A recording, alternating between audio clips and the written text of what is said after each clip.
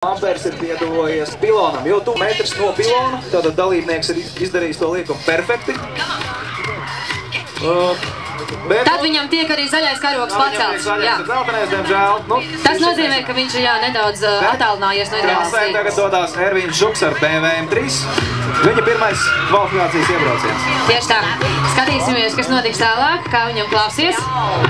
Galvenais nepieļaut rupjas kļūdas, savāt sevi, savu mašīnu, tikt galā ar nerviem.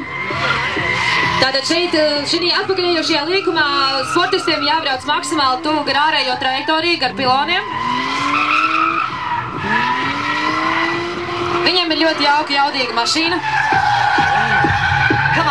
Ļoti jaudīga mašīna, un arī viņš diezgan pārliecinoši veids visas līkumus, un Ervīns Žuks, man liekas, arī viņš nav rotažnieks, bet, dzīvo krasē. Jā, viņš patiešām ļoti centīgi arī trenējās.